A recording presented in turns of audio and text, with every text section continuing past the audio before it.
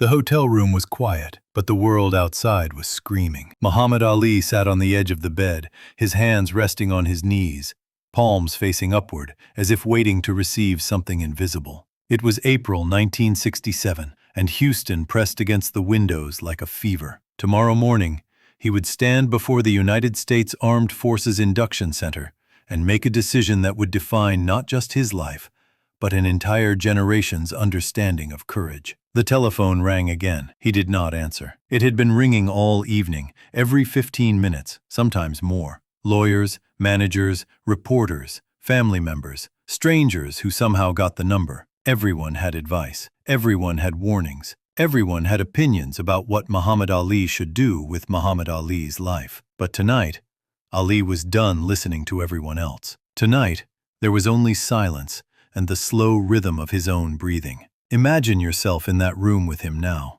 The heavy curtains drawn against the Houston night. The hum of the air conditioning unit beneath the window, working hard against the Texas heat. The smell of clean hotel sheets, and something else, something harder to name. Perhaps it was history, gathering itself in the corners of the room, waiting. On the desk by the window lay a stack of papers he had stopped reading days ago. Letters from the draft board, legal documents, newspaper clippings with headlines that shouted words like traitor and coward and un-American. There were other clippings too, from different papers, with different words: hero, conscience, principle. He had stopped reading those as well. Both kinds of words felt equally distant from what was actually happening inside him. The decision had already been made. That was the strange thing. He had known for months, perhaps years, what he would do when this moment came. The knowing lived somewhere deep in his chest, beneath the muscle and bone that had made him the heavyweight champion of the world. It was not a decision born of politics or strategy,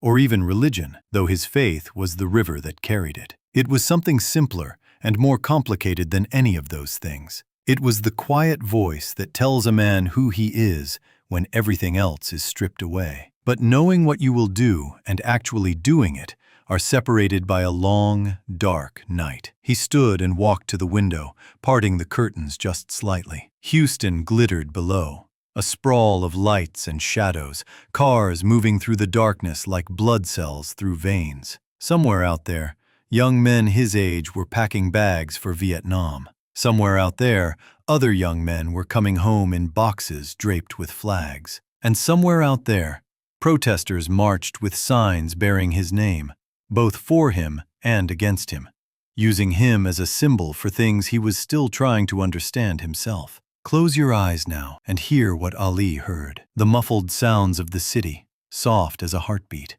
The occasional siren in the distance, rising and falling like a breath. The tick of the hotel room clock, counting down hours that felt both endless and impossibly short. According to those close to him during this period, Ali spent much of that night in prayer. Not the performative prayer of public moments, but the private conversation between a man and his creator that happens in the small hours when no one is watching. He would kneel on the thin hotel carpet, forehead touching the ground, whispering words in Arabic that he had learned to love as much as his own heartbeat. Then he would rise and sit again, and sometimes he would simply breathe. The weight of what he was about to do pressed down on him like a physical thing.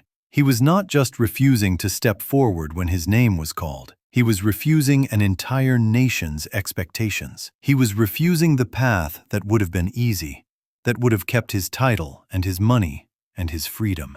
He could have done what others had done, accepted a safe position far from combat, entertained troops, smiled for cameras, and returned home a patriot. The offer had been made more than once. But Ali understood something that the men making those offers did not. He understood that some compromises cost more than they save. He understood that a man who betrays his conscience to keep his comfort has already lost everything worth keeping. Still, understanding did not make the night pass faster. He thought about his mother, Odessa. By now she would be asleep in Louisville, or perhaps lying awake as he was, staring at her own ceiling, praying her own prayers. She had always supported him, even when she did not fully understand his choices. When he changed his name, when he changed his religion, when he changed everything about the life she had imagined for him, she had kept loving him with the steady warmth that only a mother can provide. Tomorrow, her son would become either a hero or a criminal in the eyes of the law. He wondered which words she would use when she spoke of him in the years to come. Let your breathing slow now, matching the rhythm of that quiet room. In through the nose, out through the mouth,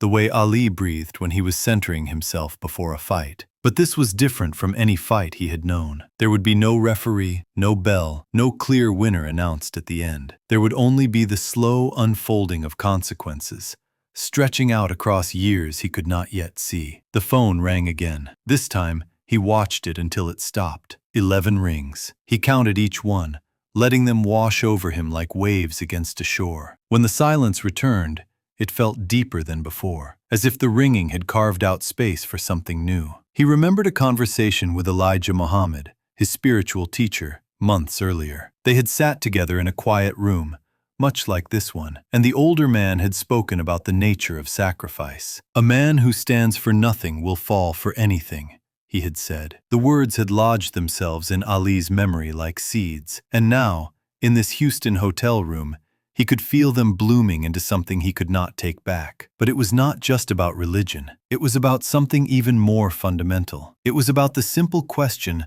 of who had the right to tell him to kill people he had never met, people who had never called him by the names he had been called on American streets, people who had never denied him service in restaurants or pushed him to the back of buses, or told him that his humanity was somehow less than whole. No Viet Cong ever called me nigger. He had said those words publicly, and they had exploded across the nation like a bomb. Such a simple sentence, such a complicated truth. The enemy, he had realized, was not in some distant jungle. The enemy was in the structures of a society that would send him to die for freedoms it refused to grant him at home. Picture now the objects in that hotel room, the Bible on the nightstand that he rarely read anymore, but kept close anyway, a bridge to his Baptist childhood. The Quran beside it, its pages soft from use, certain verses underlined in pencil. His watch on the dresser, still set to Chicago time, where he had been just days ago. His boxing gloves were not there. He had left them behind deliberately,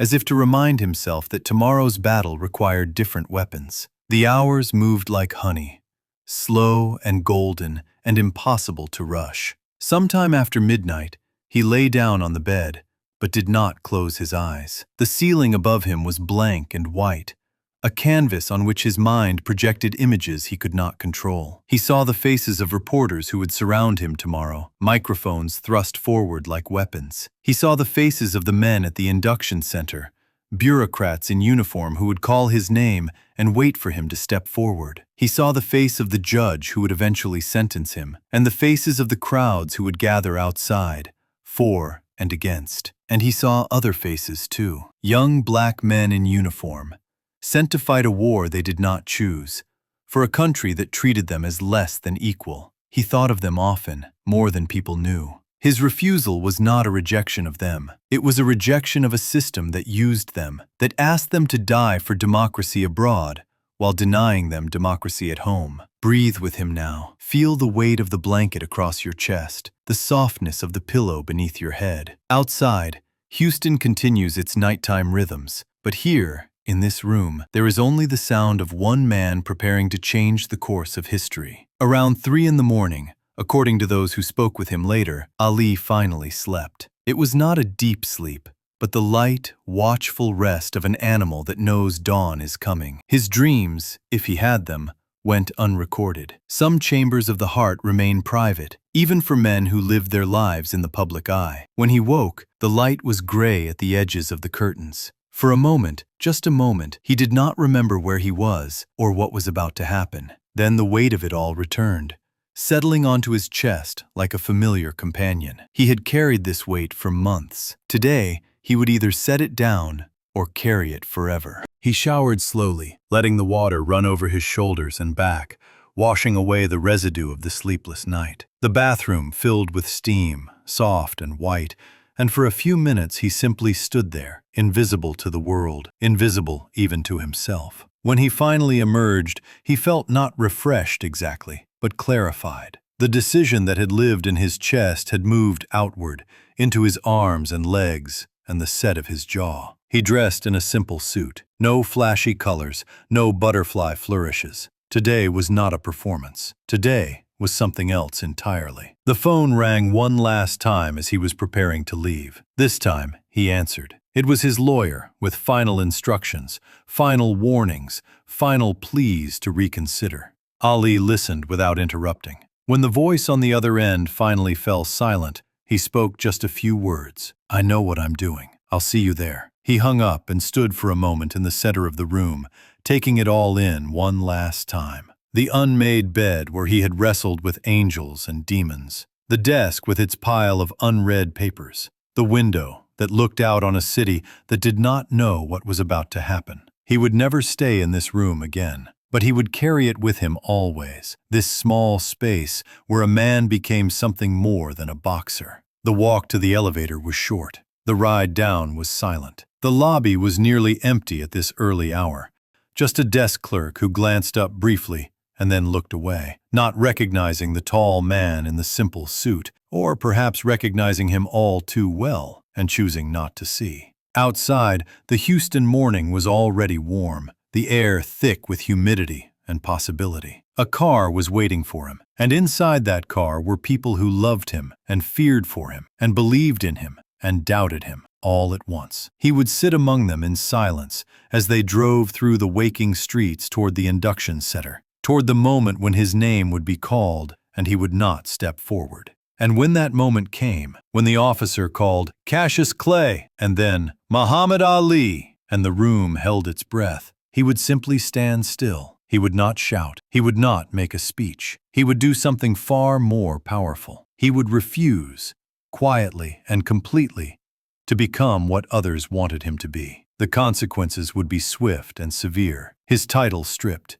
his passport confiscated, his ability to earn a living as a boxer destroyed overnight. He would be convicted of draft evasion and sentenced to 5 years in prison, though he would remain free on appeal. He would spend 3.5 years in exile from the ring, the prime years of his athletic life, wandering in a wilderness of courtrooms and speaking engagements, while younger men fought for championships he could not contest. But all of that was still to come. For now, there was only this moment. This morning, this man stepping out of a Houston hotel into an uncertain future. Listen now to the sounds of that morning fading into memory. The car door closing, the engine starting, the city sliding past the windows like a dream dissolving at dawn. And underneath it all, the steady heartbeat of a man who had found, in the silence of a sleepless night, the courage to become himself. Years later, when the Supreme Court unanimously overturned his conviction,